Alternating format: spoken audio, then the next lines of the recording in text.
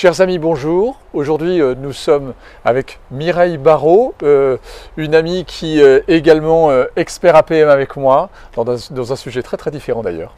Elle nous a emmenés aujourd'hui au jardin d'Albert Kahn, dans le 16e arrondissement, un très bel endroit. Un très bel endroit, c'était un banquier. Boulogne. Boulogne, ah oui, on est de l'autre côté, juste oui, de l'autre côté. En fait, c'était un banquier qui a fait fortune, qui a créé ce jardin fin 19e, début 20e. Pendant une bonne dizaine d'années, une quinzaine d'années. Et il a reproduit en fait ce qu'il a vu dans ses voyages. Ce sont des jardins qui recréent des atmosphères. Donc là, on est dans la partie japonaise. L'autre partie juste derrière, qui est chère à Mireille, c'est la partie vosgienne. La forêt vosgienne. La forêt vosgienne à Paris. C'est un vosgien. C'est un vosgien, voilà. Donc c'est très original. C'est ce qu'ils appellent des jardins à scène, en fait.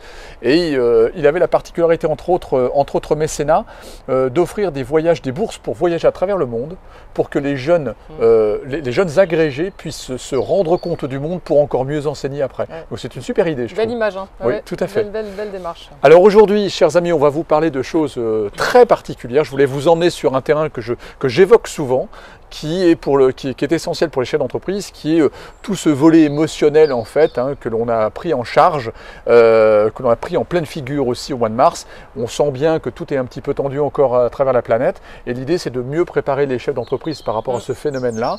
Donc Mireille est une spécialiste et elle va nous parler très en détail de tous ces sujets-là. Merci d'avoir accepté mon invitation, Mireille. Merci à toi, Denis, merci. Alors effectivement, on va évoquer cette notion de la gestion des émotions dans une situation de crise. Ce qu'il faut comprendre déjà quand on parle de l'émotion, c'est que le mot émotion, il vient d'un mot latin emovare, qui signifie faire bouger. Alors les émotions, il y a plusieurs grandes familles d'émotions. Donc dans la grande famille d'émotions, on connaît l'émotion qui est la joie. Il y a bien sûr la surprise, il y a la peur, la colère, le dégoût, la tristesse. Puis parfois on en rajoute une septième qui est le mépris. Bon. Donc ça c'est les grandes familles, et dans ces grandes familles il y a des sous-familles bien évidemment. Alors toutes les émotions en fait que l'on vit sont en fait le résultat d'une situation à laquelle nous sommes exposés, et l'émotion se présente. On ne court pas parce qu'on a peur, on a peur parce qu'on court. Ça j'y reviendrai juste après. D'accord.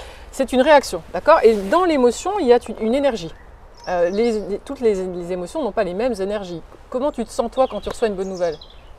Plutôt énergisé justement. Oui, et maintenant, mauvaise nouvelle.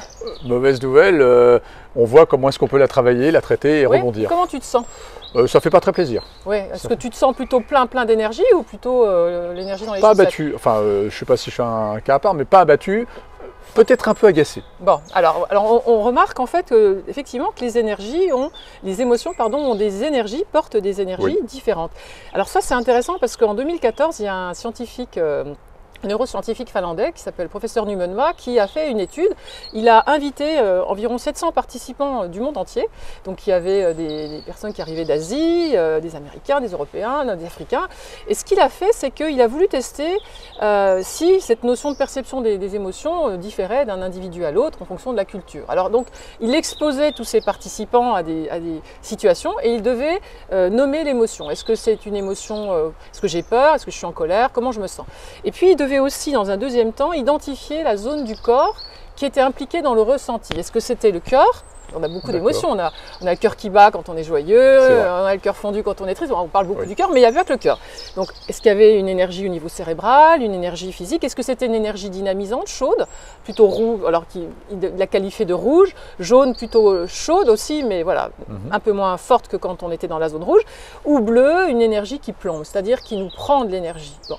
Et ce qu'on a observé, c'est qu'en fait, c'est pas une question de venir d'Asie, des États-Unis ou de France. C'est universel. En fait, c'est universel. Ah. Et c'est universel. Et ce qu'il faut qu'on comprenne aussi, c'est que là, dans ces modalités de réaction, toutes ces énergies qui viennent nous stimuler ou nous plomber, elles nous coûtent quand même quelque chose. Alors là, dans la période que tu viens d'évoquer, qu'on traverse maintenant depuis plus de 6 mois, la crise du Covid a fait générer quoi? D'abord, on vit dans l'incertitude. Donc l'incertitude, qu'est-ce qu'elle génère chez nous? L'incertitude, elle génère une émotion qu'on peut qualifier de peur. La peur est une conséquence de l'incertitude. Alors encore plus forte chez nous les Français, parce que quand on regarde les échelles de mesure comment la culture française vit l'incertitude, sur les échelles interculturelles, il y en a une qui est très connue, Geert Hofstede, un néerlandais l'a développée, on voit qu'on est à 86% d'inconfort. D'accord, on fait parmi les pays on est, nous les Français, parmi ceux qui ont les niveaux les plus élevés. Il y en a d'autres, hein, les Belges aussi. Alors, on l'explique un petit peu parce qu'on sait que dans la culture française, on aime bien être sécurisé. Voilà, donc, on a des lois. On a des lois qui nous sécurisent. Dès qu'il y a un problème, on fait une loi. Il y a la notion de loi, l'éducation, et puis il y a aussi un système social qui nous materne, finalement, qui est très installé, qui nous sécurise. Et donc, on est moins apte qu'un Américain, par exemple, à gérer l'incertitude. Oui. Voilà. Bon. Donc ça, la peur est d'autant plus forte pour nous dans ces périodes, finalement, d'incertitude. Deuxième situation qu'a généré la crise du Covid, une perte de contrôle.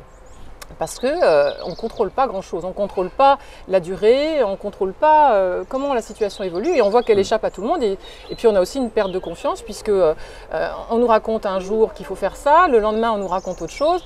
Il y a vraiment des interférences dans la communication, qu'elles viennent des spécialistes hein, comme des politiques, et ça pose problème parce qu'en fait nous en tant qu'individus, on est un peu perdus. Donc on a vraiment une perte de contrôle. On n'a pas de repères, on perd nos repères. Voilà. Et donc il y a un désarroi qui se crée. Et quand on est en perte de contrôle, souvent l'émotion qu'on ressent, c'est de la colère. Pas de peur? Si, la peur aussi, mais de toute façon, il y a souvent des associations. C'est la colère. Voilà. Contre le modèle qu'on a acquis, oui, en fait. Et puis on n'est plus capable de contrôler soi-même. Donc il y a une sensation de colère qui peut s'exprimer. L'incontrôle aussi des activités. C'est-à-dire, je ne peux pas faire dans mon entreprise ce que je veux. J'ai des obligations, on m'oblige à faire certaines choses. Donc on rentre un peu territorialement aussi sur des espaces qui étaient nos espaces à nous, sur lesquels on n'a pas de contrôle. Peut-être la peur aussi de les perdre. Oui, bien sûr, évidemment. Donc la notion de perte de contrôle favorise aussi l'émergence de la colère. Troisième situation que ça génère, cette crise du Covid depuis plusieurs mois, le manque. On a un manque de liberté. Oui. On a un manque de pouvoir s'approcher, embrasser ceux qu'on a envie de... Moi, mon papa qui est âgé, je ne l'embrasse pas parce que j'ai la peur de lui... On ne peut pas toucher, et on est, nous, habitués à ça. Puis on est habitués à faire... Des latins très démonstratifs. Ben oui, mais il n'y a pas que nous. En fait, on a cette habitude aussi d'avoir cette liberté de faire ce qu'on veut quelque part. Bien sûr, il y a des contraintes, mais aussi d'aller où on veut. Oui. Et là, on a traversé et on continue de traverser une période où on est restreint. Donc, toute cette situation finalement de perte de liberté génère une autre émotion qui est la tristesse. C'est comme un deuil un peu qu'on est en train de traverser. Alors, ça c'est un phénomène qui est présent, qu'on traverse maintenant depuis plusieurs mois.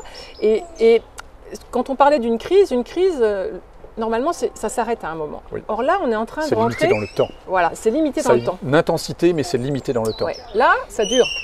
Alors, physiquement, qu'est-ce qui se passe quand on est exposé à des crises? Le corps, c'est une cause de stress, une crise. Donc, bien sûr que le stress se présente à nous. Ce qui régule nos modalités d'adaptation au stress, c'est notre cerveau reptilien.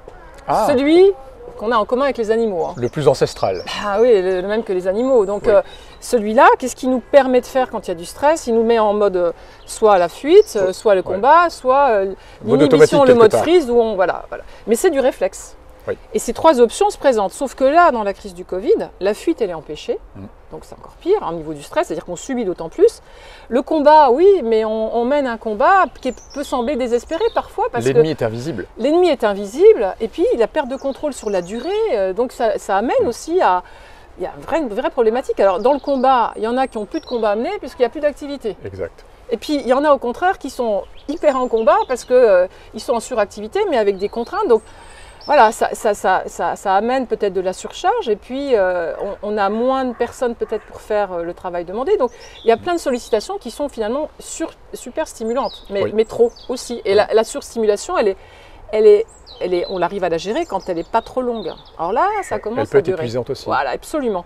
Troisième espace, le fait d'être en mode freeze, le mode de sidération. Alors là, on vit un mode freeze un peu particulier. On vit un mode freeze parce qu'on ne peut pas faire ce qu'on veut.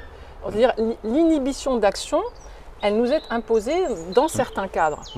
Et là aussi, on sait que quand on est dans des modes où on subit davantage, c'est ce qui est en train de se passer. Avec des perspectives sombres. Avec inconnu. Oui. Inconnu, le corps nous amène à produire des substances qui ne sont pas gratuites. Dans ce qu'on sait quand on a du stress, la première étape, c'est l'alerte. Donc, le corps produit d'ailleurs dans les os une substance qui s'appelle l'ostéocalcine avant même que l'adrénaline et la noradrénaline soient libérées. Ça montre à quel point notre corps s'imprègne d'une expérience et c'est parce qu'il y a cette information qui est donnée au cerveau que l'adrénaline et la noradrénaline va nous permettre de nous mettre en hyperalerte. Donc oui, qu'est-ce qui se passe? Moi j'appelle ça le mode suricate. Et puis quand on a compris un peu ce qui se passe dans un stress aigu, on s'adapte et puis on passe dans un deuxième registre où le corps va nous permettre va produire du cortisol, c'est-à-dire une espèce d'hormone de tonicité qui va nous permettre de nous adapter. Et puis ça coûte moins cher au niveau de l'énergie, donc on peut durer longtemps avec ça. C'est comme une espèce de carburant. Donc on est une grosse machine chimique en fait. Ouais, oui. Donc le cortisol, on le produit, mais quand on le produit en stress aigu, on s'arrête à un moment et on récupère. Oui. Sauf que là, on ne peut pas. Là, on n'est plus dans quelque chose qui s'arrête, ça perdure. Et tout perdure. Et pour moi, c'est ce que j'expliquais, l'émotion, c'est un instant T. Là, on est en train de rentrer dans des sentiments. Le sentiment, c'est une émotion qui dure. Ça se transforme en fait. Oui. Et quand le sentiment il s'installe. Et donc, ça parle du stress chronique. Et quand on est dans le stress chronique, on sursollicite la production de cortisol et ça peut amener à l'épuisement. Donc pour moi, il y a vraiment une vigilance à avoir sur cette notion de... vous savez, on parle des fois du harcèlement. Voilà. Oui. Alors, est-ce qu'on ne se fait pas harceler par ce Covid en ce moment? On est dans le même, pour moi, dans le même genre de situation où il y a un harcèlement médiatique. Oui, c'est ça. Un harcèlement aussi le Covid, la Covid, tout le monde en parle. On en parle tous les jours, sans arrêt. Il n'y a pas un jour où on n'en parle pas. Oui, c'est ça. Et combien de temps, quel temps ça prend dans Là, les c'est un journées? vrai harcèlement, parce que ça vient de tous les côtés, ça nous plombe en permanence, ce n'est pas juste au cas par cas, c'est tout le temps, 24/24. La moindre chaîne de télévision en parle, au téléphone, les amis, la famille qui peut être touchée. C'est ça. Absolument. Et c'est de tous les côtés. C'est pas juste le professionnel. Ça touche tous les aspects de notre vie. Donc il y a vraiment pour moi une notion et tu vois qu'est-ce qu'on peut faire en tant que dirigeant pour justement ne pas s'épuiser parce que le risque de l'épuisement il est là. Il y a un vrai risque d'épuisement. On sait statistiquement, il y a eu des chiffres récents qui ont été publiés qui ont montré l'Agence nationale du médicament et de la santé a annoncé qu'il y a eu une augmentation de la consommation des anxiolytiques, des tranquillisants, entre les tranquillisants et les somnifères, plus 20%. Ce qui est colossal. Là, entre mars et octobre, ce qui est très important. C'est pas 2 ou 3%, c'est majeur. C'est très important. Et en fait, ce qui est intéressant, ça signifie bien qu'il y a une frange de la population qui est vraiment dans la difficulté et qui a du mal à tenir le coup dans cette crise de Covid. Alors, qu'est-ce qu'on peut faire en tant que dirigeant pour favoriser? Ça, c'est très important. Ça, c'est la thématique, c'est qu'est-ce qu'on peut faire pour soi? Exactement. Alors déjà, moi, ce que je trouve intéressant, c'est d'être capable de reconnaître quelle émotion on ressent, d'y être attentif. Souvent, alors il faut prendre le temps, justement. Oui. J'en discutais avec d'autres spécialistes en disant il faut apprendre à perdre du temps pour s'interroger et justement faire le point. Comment je me sens? Quelle émotion je ressens? Si on n'est pas juste, on n'est pas très clair avec ce type d'émotion, il y a des listes sur Internet qui peuvent vous permettre de la qualifier précisément. Qu'est-ce que je ressens? Aussi à ses entourages, peut-être. Pour en parler, avoir une oreille bienveillante avec qui on peut partager. Peut-être c'est un père, un collègue, ou un extérieur, quelqu'un de sa famille qui va peut-être pouvoir écouter et puis peut-être partager, parce qu'on va se rendre compte aussi qu'on n'est pas tout seul, peut-être à ressentir de la tristesse, puis peut-être à ressentir de la colère, et puis peut-être. Donc déjà, la nommer. Et souvent, alors là aussi, j'ai pas une question homme-femme, mais on sait que les hommes ont peut-être plus de difficultés à aller rencontrer leurs émotions parce que l'émotionnel peut sembler être une zone de fragilité. Et puis Mireille, en tant que chef d'entreprise, ce ne sont pas des sujets sur lesquels on est à l'aise, sur lesquels on a l'habitude de réfléchir et encore moins d'en parler. Bien sûr. Donc il y a aussi un travail à faire sur soi. Oui, c'est une mise à disposition de se rendre compte que ces mécanismes qu'on vit, on ne peut pas être dans le déni. Ils existent et c'est naturel. C'est pas quelque chose, c'est ni une force, c'est là. C'est là. Donc ce que j'ai évoqué là, ces mécanismes de réaction, d'adaptation, il se passe que vous souhaitiez ou pas, c'est présent. Et il faut être conscient qu'on n'est non plus dans une instantanéité, mais dans quelque chose qui dure, donc un sentiment. Oui. Ça, c'est très important. Parce qu'on peut avoir un sentiment d'être malheureux longtemps, par exemple. Et ça peut durer, et la crise, on ne sait pas quand elle va s'arrêter. Donc pour moi, la stratégie de mettre en place une stratégie pour se préserver, la nommer, la reconnaître, l'émotion, les identifier, pouvoir les partager. Ce qui ne s'exprime pas s'imprime. Ça, c'est quelque chose d'intéressant. Ça fait longtemps que je n'avais pas entendu ça, mais c'est tout à fait vrai. Donc ça permet déjà de pouvoir se dire, tiens, qu'est-ce qui se passe? Qu'est-ce que je peux faire de cette émotion?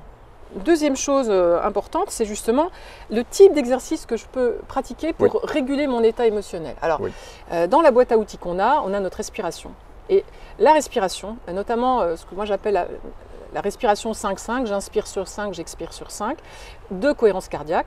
C'est un outil formidable. Tous les corps d'élite sont formés pour gérer les situations de crise et se réguler au niveau émotionnel avec la respiration. Parce que la respiration, elle nous permet d'agir sur le système nerveux autonome. Et tout à l'heure, je vous disais, c'est le cerveau reptilien qui nous met en réaction. Le cerveau reptilien, en fait, il agit sur notre système nerveux autonome qui va ou accélérer ou freiner en fonction de ce qu'on vit. Et on accélère et on freine par alternance. Là, quand on est en crise, on accélère beaucoup. Donc, quand on a la possibilité de faire des exercices de respiration, on remet les deux pédales en équilibre. Et ça permet, et pour ça qu'on forme les corps d'élite, c'est que le corps, au lieu de s'emballer, parce que la réaction est naturelle et réflexe, on repasse en boîte manuelle en respirant d'une certaine façon, parce que la respiration va avoir le bénéfice de calmer l'émotionnel. Et c'est pour ça que les corps d'élite sont formés à ça. Mais Mireille, est-ce que justement, en ayant ce travail sur soi-même, est-ce qu'on ne peut pas influer sur notre reptilien pour lui donner des nouveaux outils? Alors, non, ça c'est imprimé dans une mémoire morte qu'on appelle une mémoire morte dans l'informatique. Le reptilien, il est réflexe. Voilà, donc Par contre, on ne peut pas lui apporter des nouveaux entraînements? Alors, tu peux l'entraîner à moins monter dans les tours. D'accord. Alors, ça va être le point suivant. Donc, la respiration, faire 3 minutes, 5 minutes de respiration 3 fois par jour en cohérence cardiaque, 5-5 en respiration abdominale, ça aide à remettre les deux pédales en équilibre. Donc là, la boîte manuelle reprend la main sur le cerveau réflexe et on se met en régulation. On décide de le faire. On ne subit plus, on se remet en état, émotionnellement on est capable de revenir à l'équilibre et on a d'autres ressources aussi. Bon. Donc il y a cette idée de passer en boîte manuelle. Et quand tu disais, est-ce qu'on ne peut pas, en s'entraînant, modifier les réactions du cerveau réflexe, le cerveau réflexe c'est animal, ça fonctionne tout seul. Par contre, ce qu'on peut faire, c'est si on sait qu'une situation qu'on va vivre ou qu'on vient de vivre nous a perturbé, on ne va pas attendre forcément que la régulation arrive à un moment ou pas dans la journée, on peut tout de suite en devenir acteur. Et puis l'autre chose que ça produit aussi, on peut faire aussi très attention à son sommeil.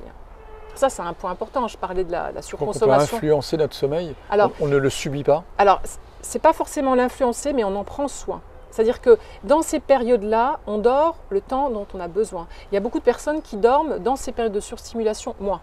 Il y en a qui n'y arrivent pas, c'est un autre sujet, mais il y en a qui ne s'octroient pas ce temps de sommeil en pensant qu'elles ont beaucoup de choses à faire et que voilà.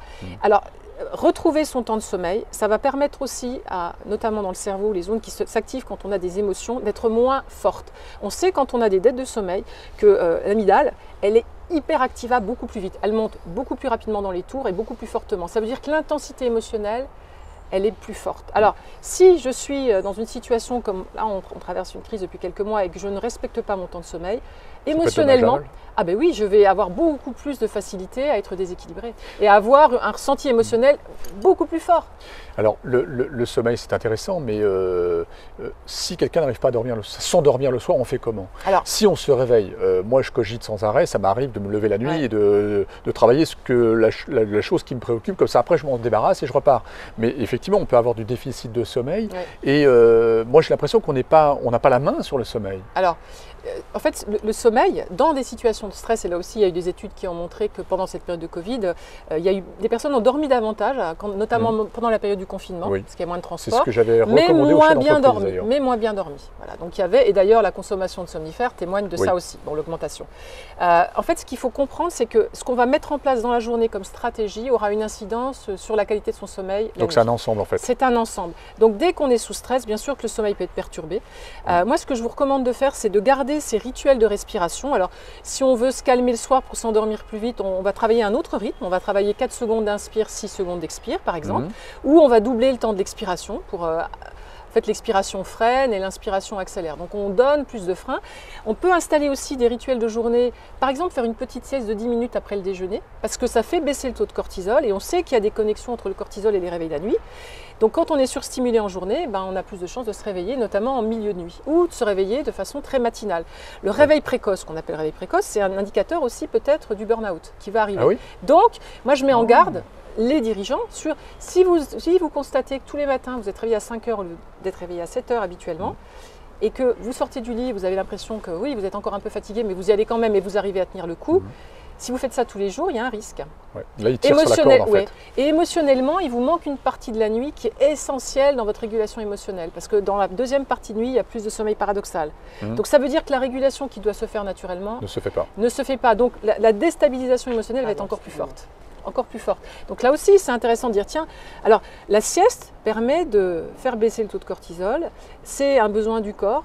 Donc on a, nous, les êtres humains, on a un sommeil biphasique normalement, une grosse partie la nuit, puis une petite partie en début d'après-midi.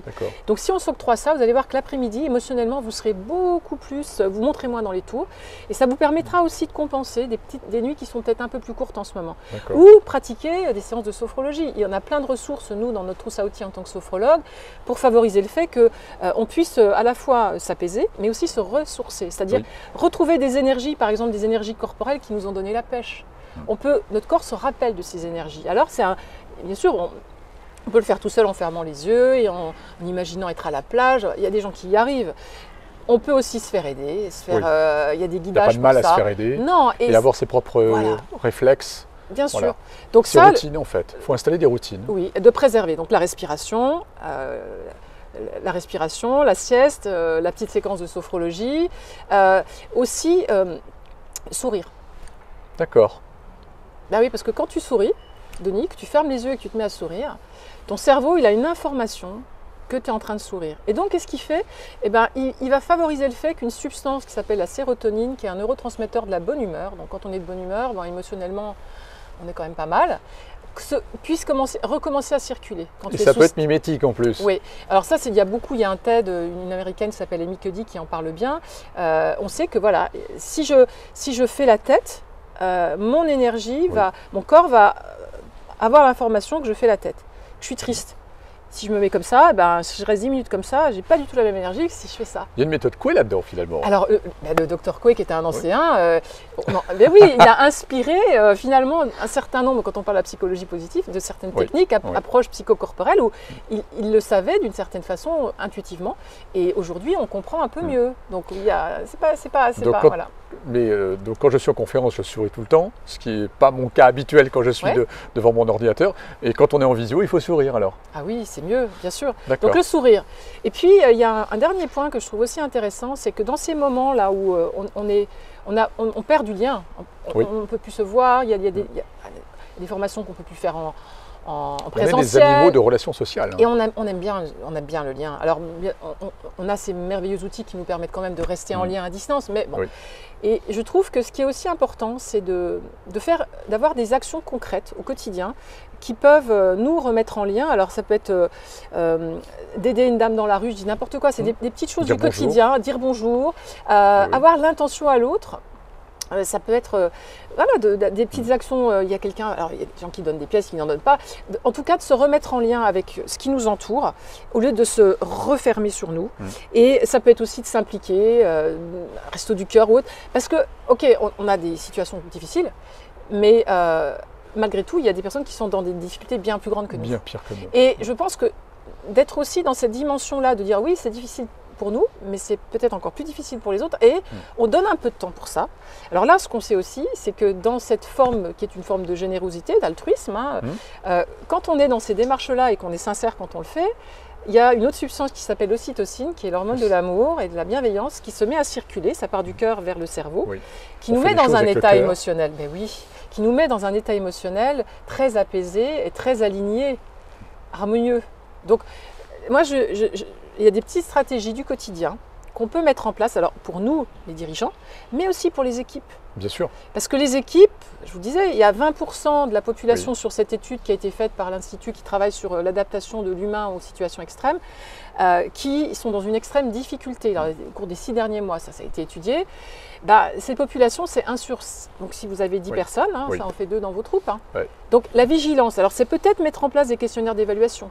Moi, je sais que je travaille avec ça. D'auto-évaluation pour, comment on se sent dans l'équipe. Est-ce qu'il y en a qui sont de l'échange, la parole? C'est un indicateur de lien qu'on a créé. Est-ce qu'on est en dialogue avec les gens aussi ou pas? On a beaucoup de cadres et dirigeants qui ont été dans le dialogue dès le premier jour. Donc on a créé un autre type de lien. Et d'ailleurs, dans certaines entreprises, ça a fait de très belles choses. Bien sûr. Et celui qui est en retrait, peut-être par timidité ou par autoritarisme, il va le voir concrètement. Justement, les 2 personnes, il va vite les identifier, justement. Alors, il y en a qui sont identifiables, et puis il y en a d'autres qui le sont moins. Parce qu'ils sont fermés, ils n'expriment pas leurs émotions. Et après, le fait de le faire pour tout le monde de la même façon, il peut y avoir aussi des situations qui évoluent. C'est-à-dire que quelqu'un qui à un moment a bien géré le truc et puis qui à un moment se fatigue. En tout cas, dans la période actuelle, il y a une augmentation des burn-out en entreprise. Alors, ou ceux qui sont latents, qui vont arriver. Qui sont en train d'avoir, voilà, c'est en train de s'installer, c'est en train d'arriver.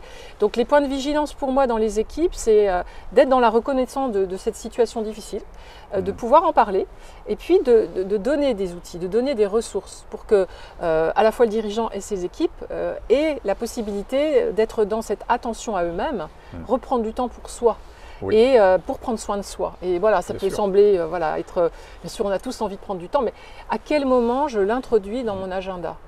Et si je ne prends pas mes rendez-vous avec moi-même, dans ma journée... Ça s'imprime. Ben, j'en aurai certainement pas beaucoup. Et comme on sait que le temps, il est très intense, ben, il y a une nécessité de l'anticiper. Donc pour moi, c'est aussi une stratégie durable. Voilà. Et peut-être aussi d'imposer à ses staffs, à ses cadres, de faire la même chose. C'est un bien commun en réalité. Bien sûr. Parce qu'on a 50 milliards de choses qui nous tombent dessus. On a tous les prétextes pour ne pas prendre le temps. Oui. Et les bonnes excuses parce qu'il y a toujours plus important que nous. Quand on est dans une crise durable, il y a une vraie nécessité de vigilance parce qu'on ne tire pas sur l'élastique des mois, des années durant. Il y a un moment où, et on n'a pas tous les mêmes seuils de résistance. Donc si on a envie de prendre soin de ses équipes, il y a des sujets, il y a des ressources à partager. Ça peut être de créer des ateliers où on va donner des ressources comme la cohérence cardiaque ou d'autres choses. Il y a plein d'autres choses. Ça peut être de favoriser qu'il y ait du yoga. Il y a plein de choses possibles qui n'est pas juste pour le bien-être, c'est aussi pour favoriser le fait que dans cette période-là, on amène la prise en charge un peu différente. Oui, et c'est peut-être le moment de partager les bonnes pratiques finalement. Absolument. Parce qu'on n'a jamais été autant connecté à travers le monde avec les Zooms ou ainsi de suite, mais on n'a jamais pensé au lien, à la qualité, à la densité du lien. Peut-être que c'est le moment de partager des bonnes pratiques. Bien sûr. Et de s'offrir du temps, plein de petites choses comme ça, s'écouter. Parce que tout le monde parle, mais personne ne s'écoute. Oui. Et dans les équipes, il y en a qui ont certainement mis en place des bonnes pratiques, et puis qui peuvent profiter à tout le monde. Bien sûr. Et là aussi quand il y a du partage, on crée du lien. Et dans l'entreprise, quand on fait du team building, qu'est-ce qu'on essaie de faire? Créer du lien. Donc voilà, je souhaitais partager ça avec toi parce que voilà, ça a une... Merci. Tu as parlé tout à l'heure des corps d'élite. On a interviewé quelques personnages, c'est des vrais personnages, hein. Ils ont une densité de vécu qui était formidable, comme Patrick Duthart, que tu connais également, comme notre ami Michel Dubois-Danguin, qui a vécu plein de choses aussi, très fortes, et Michel Tonini. Donc eux, effectivement, moi je me souviens de Michel quand il me parlait du Soyouz, où ils sont dans l'hyper-entraînement, pour que on est quasiment sur du reptilien, justement les réflexes, parce qu'il y a toujours des pépins, et il faut immédiatement qu'on soit... C'est en cela où en fait il faut être le moins dans l'émotionnel possible et le moins dans le sentimental possible. Pour... Là on est en survie. Garder le cap. Sur les pilotes de chasse par exemple, qui sont aujourd'hui entraînés en cohérence cardiaque, quand ils sont en simulation, on les met dans les simulations de vol, et on les expose, on vous tire dessus à des situations d'extrême danger. Et comme ils sont entraînés, ils arrivent à s'auto-réguler pour rester concentrés sur... justement ce qu'on leur a demandé de faire. Parce que s'ils se mettent à s'écarter, à faire un écart, ils mettent en péril... Ça peut être dramatique. Tout le monde. Oui. Autour d'eux. Et donc, il y a effectivement cette nécessité de rester émotionnellement stable, de réguler ça. Naturellement, ça vient. Mais ok, je peux travailler dessus pour que ça soit... possible pour moi de maintenir ma concentration. Mais c'est un entraînement, c'est-à-dire que tout ce que j'ai évoqué comme les exercices de respiration, on s'entraîne rapidement avec.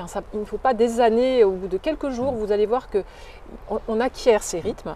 C'est une technique, c'est un travail. Des techniques, il y a des applications qu'on peut utiliser pour s'aider sur le rythme, mais ça a vraiment des bénéfices. Donc ça peut être ça peut être comme je disais, certains exercices de yoga qui peuvent permettre de se réguler, des techniques de sophro, il y a plein de choses possibles, de méditation aussi évidemment. Ça c'est intéressant ce que tu dis, parce qu'en réalité, on a commencé par dire qu'on est dans une période, moi ce que j'appelle inconnue, jamais vue, donc on est dans l'incertain, nous aussi contrôlant par éducation et également par tout ce qui nous entoure.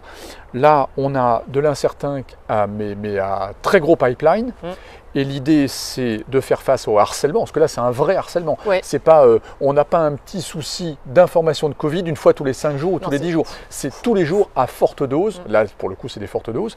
Et en fait, tu es en train de nous dire qu'avec un petit peu de travail, on peut acquérir des techniques qui nous permettent de réguler ou de contenir ça dans notre intérieur. en tout cas de le vivre différemment, de pouvoir moins subir ce mécanisme qui nous bombarde pour rester serein à l'intérieur de nous. Moi je parle de rester serein dans notre territoire intérieur. D'accord. Voilà. Face au bombardement, on peut aussi quand même mieux le vivre en tout cas. Oui.